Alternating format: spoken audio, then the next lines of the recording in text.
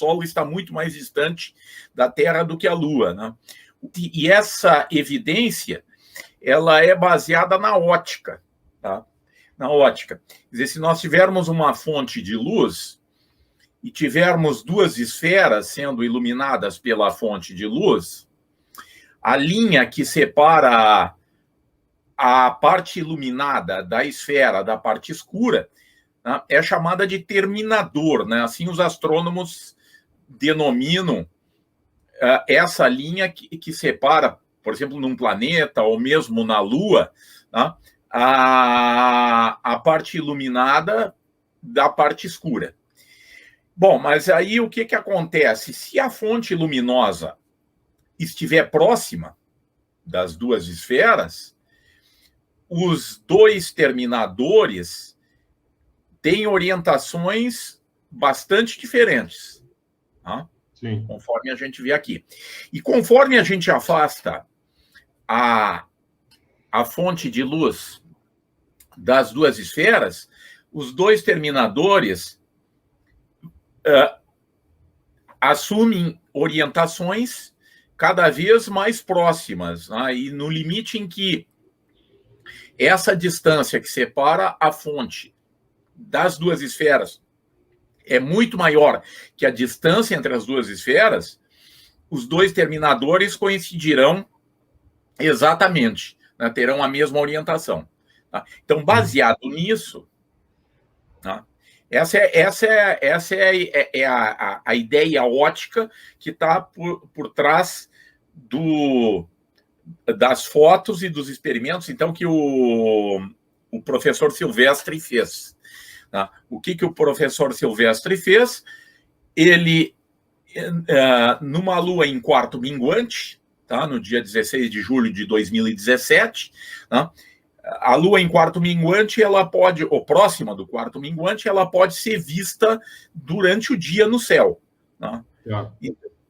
Então, ele expõe uma esfera para ser iluminada pela luz do Sol e fotografa a esfera e a Lua que está aparecendo lá no céu.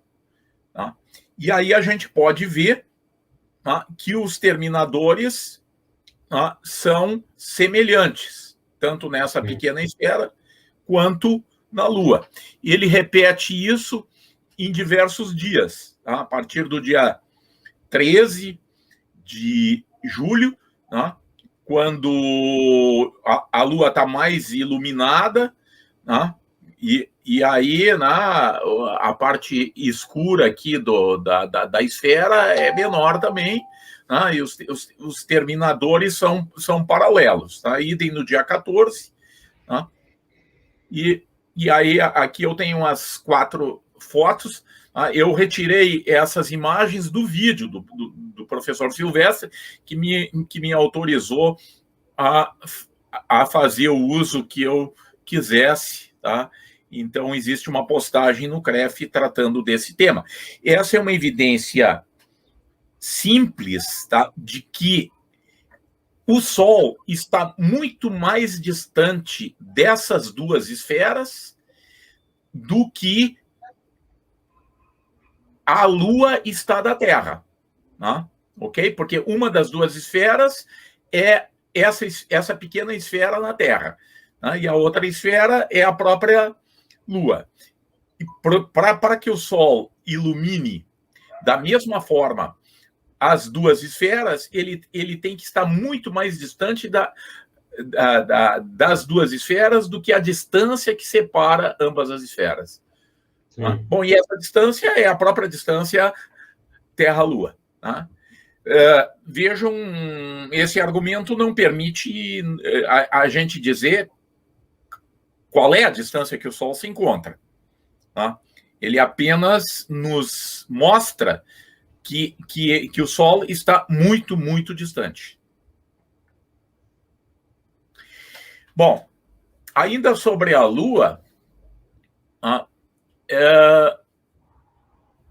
quem observa a Lua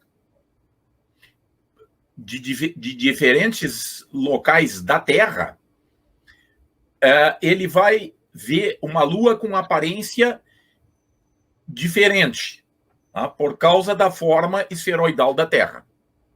Se não vejamos uma situação extrema, tá? Em que nós temos dois sujeitos antípodas, né? Antípodas são humanos que vivem em locais da Terra diametralmente opostos. Tá? Chamo um desses antípodas de João e o outro de Tanaka. Tá? E vamos supor que o Tanaka e o João estejam observando o mesmo objeto celeste. Tá?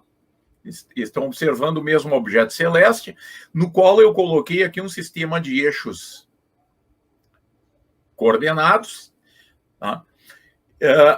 E aí vamos ver o que o Tanaka diz a respeito, por exemplo, do eixo vermelho. Tá? O Tanaka diz, olha, o eixo vermelho aponta dos meus pés para a minha cabeça, ele aponta na vertical, para cima. Tá? Já o João não concorda com o Tanaka, porque ele vê o eixo vermelho apontando da sua cabeça para os seus pés, ou seja, verticalmente para baixo. O eixo azul, né, o Tanaka diz, olha, ele aponta da minha direita para a minha esquerda. E o João diz, não, ele aponta da minha esquerda para a minha direita. O que significa, então, que esses dois sujeitos, ao observarem o mesmo objeto celeste, tá, eles deverão ver esse objeto rotacionado, tá, nesse caso, de 180 graus. Tá? Então, se a gente puder observar a Lua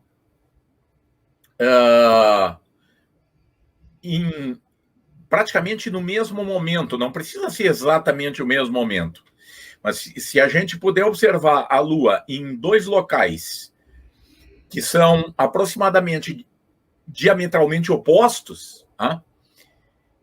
A gente deve ver a Lua rotacionada. Tá? No dia 11 de fevereiro de 2017, houve um eclipse parcial da Lua e houve gente fazendo vídeos da Lua em todo o mundo. Em especial, eu localizei um vídeo feito no Japão, nesse dia, e um vídeo feito no Brasil. Tá? O Tanaka filmou a Lua no Japão e o João filmou a Lua no Brasil. Tá? E aí eu extraí essas duas imagens, uma de cada vídeo, e passei a marcar algumas estruturas, tá, que a gente observa na superfície da Lua. Tá? Por exemplo, essa mancha aqui, que aparece no topo da imagem feita no Japão, ela vai aparecer na parte de baixo da imagem feita no Brasil. Tá? E assim por diante. Tá? E aí a gente pode ver que essas duas imagens estão rotacionadas de 180 graus, né, ou quase 180 graus. Né. Na verdade, o Japão não é exatamente a região antípoda do Brasil. Né. Então, essa rotação não é exatamente 180 graus, né, mas é bem próxima de 180 graus. Né. Num outro momento, dois amigos, um deles é o Carlos Lima, que eu acho que está aí assistindo a nossa live. Carlos Lima está aí. Pois é. Então, o Carlos Lima e o Roger fizeram fotos no dia 25 de agosto de 2020. Eles fizeram fotos quase simultâneas da Lua. Tá? No horário de Brasília, a foto foi feita pelo Roger em Florianópolis às 14h09. E o Carlos Lima no horário de Brasília, fez a foto 14 horas e 32 minutos. Né? Como ele está lá em Lisboa, né, isso já é o final da tarde.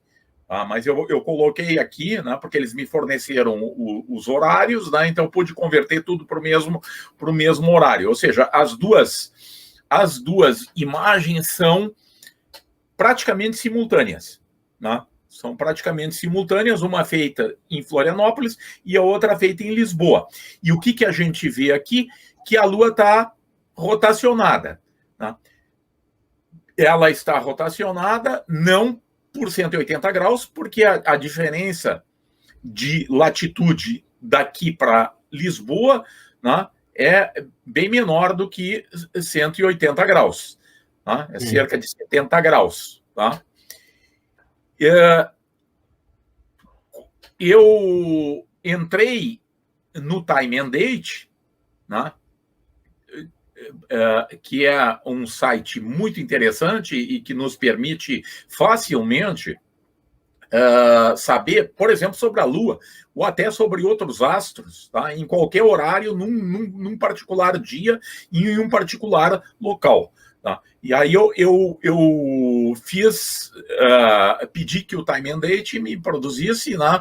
Então, essas imagens, tá? Nos horários em que eles fizeram as fotos. Tá? Então, aí as duas imagens, tá? E aqui nós podemos comparar as duas imagens, tá, com as fotografias feitas pelo Roger e pelo Carlos Lima, né, corroborando, né, o que o Time and Date está prevendo. Né? E vejam, né, obviamente as previsões do Time and Date são baseadas num modelo de Terra esférica.